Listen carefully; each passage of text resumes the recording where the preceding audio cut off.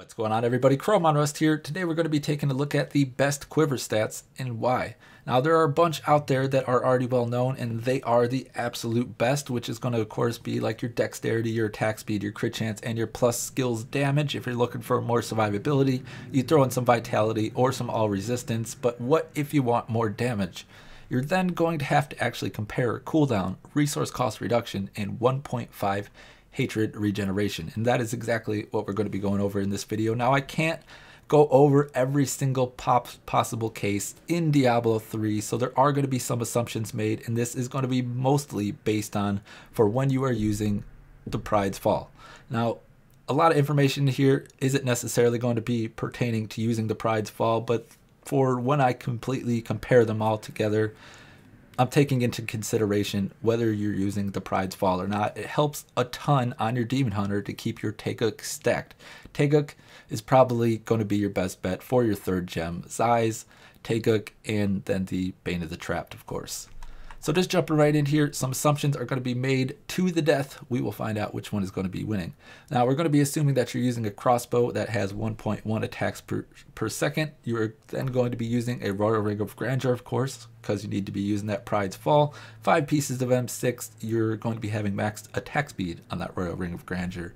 Your belt, max attack speed once again, which is going to be a Witching Hour. Offhand, 20 attack speed on there, and then you have max from your Paragon points, giving us 42% and bringing us up to 1.562 attacks per second.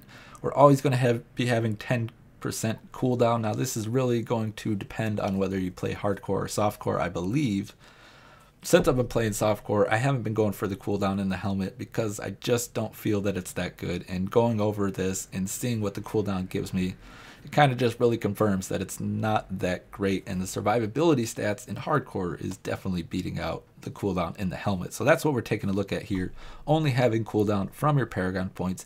Hatred regeneration, of course, is always going to be a flat 5 depending on if you're a solo or you're using the Templar or whatever.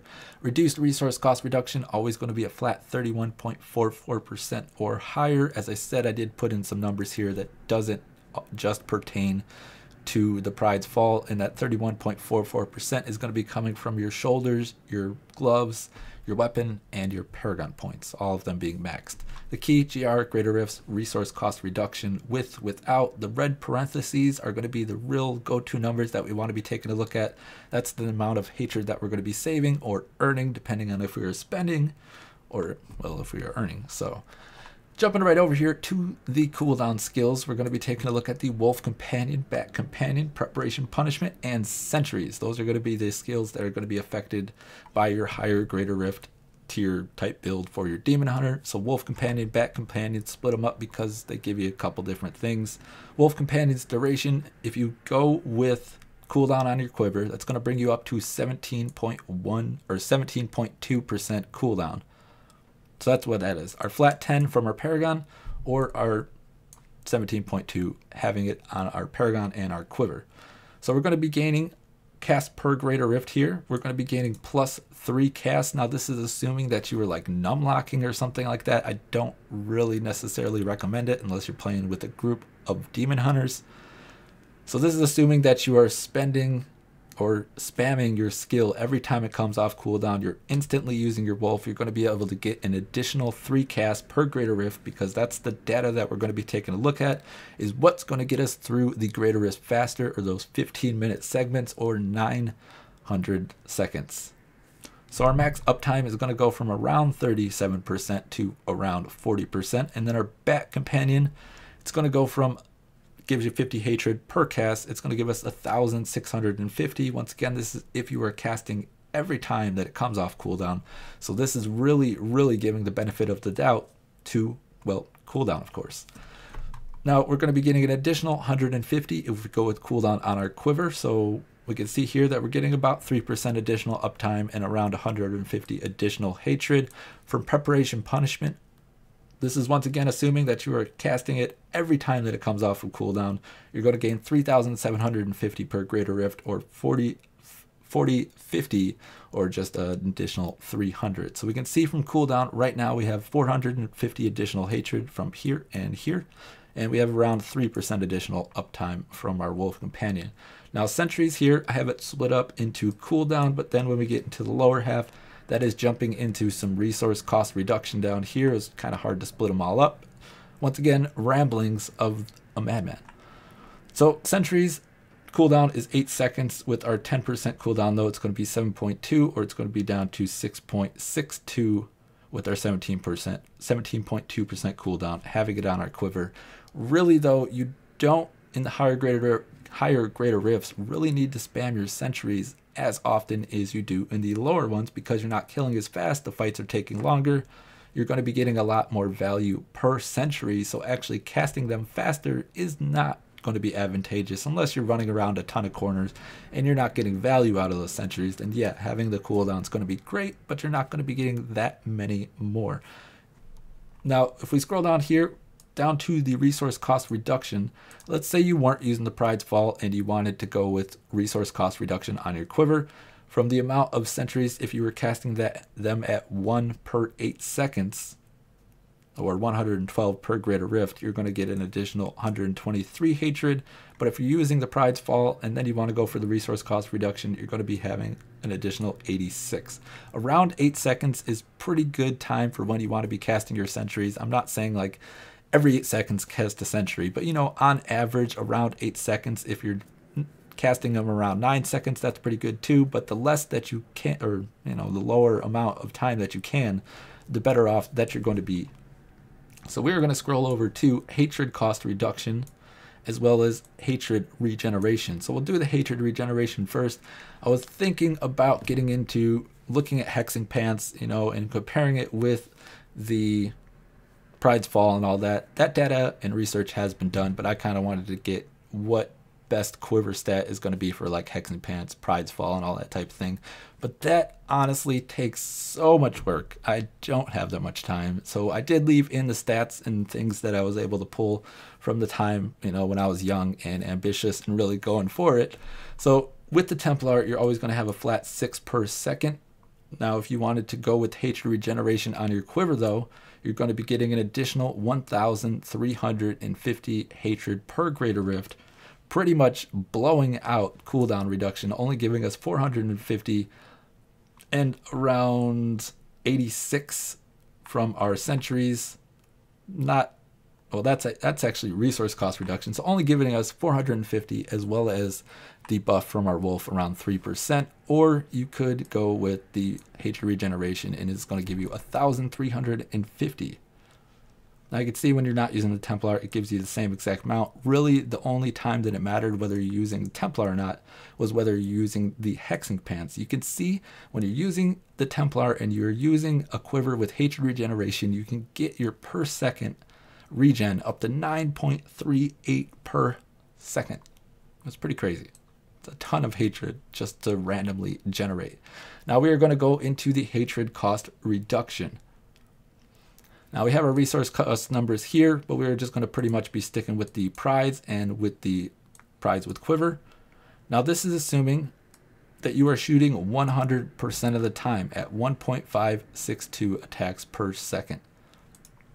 Now your cost of that, or your max number of cluster shots, is going to be 1,405 cluster shots.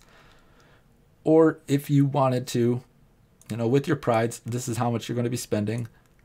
But with your prides and your quiver with hatred cost reduction, you're going to be saving 2,120 or 2,159.